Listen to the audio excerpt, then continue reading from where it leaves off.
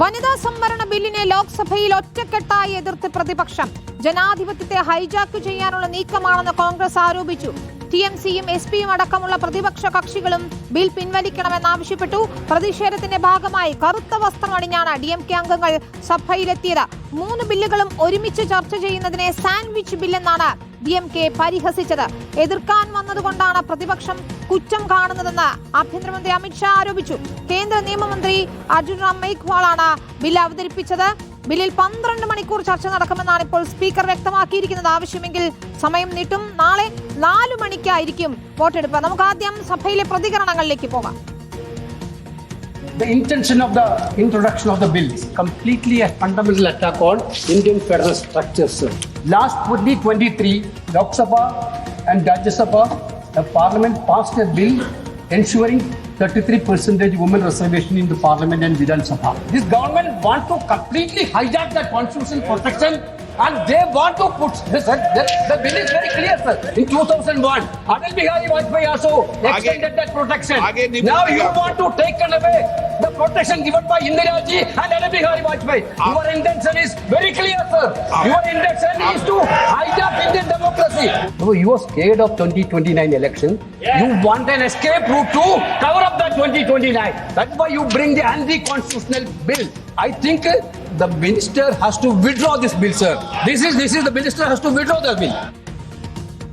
नारी शक्ति वंदन अधिनियम में भी ये तीनों बिल एक साथ ही आए थे और इसी सदन ने उनकी सहमति से पास किया, मगर आज सुबह वो विरोध करने का तय कर आए मीटिंग में, इसलिए हर चीज में विरोध ही किए जा रहे हैं। अभी जैसे हमारा समाजवादी ने कहा कि मुस्लिम महिलाओं का आरक्षण होना चाहिए, ये असंवैधानिक बात इस तरह का रूल 72 में ना बोले। धर्म के नाम पर यहाँ रिजर्वेशन नहीं हो सकता, इस संविधान में नहीं है, इस तरह का बात ना करें। PR സുനിലാണ് ചേരുന്ന വിശദാംശങ്ങളുമായി. സുനിൽ, സാൻഡ്വിച്ച് ബിൽ എന്ന് പറഞ്ഞു പരിഹസിക്കുന്നു ഡിഎംകെ. ഏതായാലും പ്രതിപക്ഷം ഒറ്റക്കെട്ടായി തന്നെ ഈ ബില്ലുകളെ എതിർക്കുന്നതാണ് നമ്മൾ കാണുന്നത്. ഈ മണ്ഡലങ്ങളുടെ പുനർനിർണയം എന്ന് പറയുന്നത് വീണ്ടും അധികാരം പിടിക്കുന്നതിന് വേണ്ടിയുള്ള ബിജെപിയുടെ കുതന്ത്രം എന്ന് തന്നെയാണ് പ്രതിപക്ഷത്തെ എല്ലാ നേതാക്കളും ഒരേ സ്വരത്തിൽ ആവർത്തിക്കുന്നത്. കണ്ടത് എന്തൊക്കെയാണ് സഭയിൽ ഇന്ന് നടന്നത്?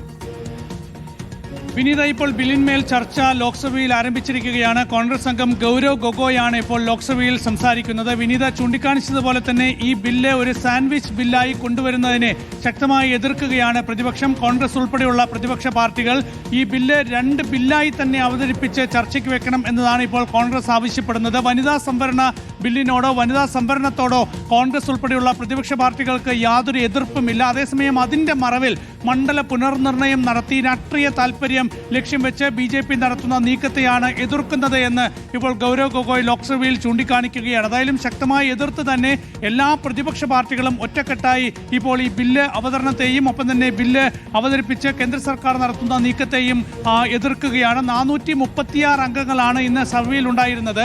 ബില്ല് അവതരണത്തെ ഇന്ന് 251 ഭരണപക്ഷാംഗങ്ങൾ അനുകൂലിച്ചപ്പോൾ 185 പ്രതിപക്ഷാംഗങ്ങൾ എതിർത്തിട്ടുണ്ട്. ആ അർത്ഥത്തിൽ തന്നെ ഈ ബില്ല് അവതരണത്തിന് പോലും സഭയിൽ 3/2 ഭൂരിപക്ഷം സർക്കാരിന് ഉറപ്പാക്കാനായിട്ടില്ല. അതായാലും ബില്ലിൽ ഇപ്പോൾ 12 മണിക്കൂർ ചർച്ച തീരുമാനിച്ചിരിക്കുന്നു. നാളെ വൈകിട്ട് 4 മണിക്കാണ് വോട്ടെടുപ്പ് നടക്കുക.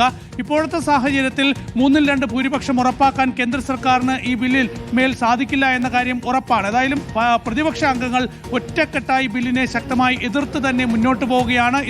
ഇന്നും നാളെയുമായി തുടർച്ചയായി ചർച്ചയാണ് തീരുമാനിച്ചിരിക്കുന്നത്. ചർച്ചയിൽ ഇടപെട്ടുകൊണ്ട് കേന്ദ്ര ആഭ്യന്തരമന്ത്രി അമിത്ഷായും പ്രധാനമന്ത്രി നരേന്ദ്രമോദിയും ഒക്കെ സംസാരിക്കും എന്നുകൂടി പറയുന്നുണ്ട്.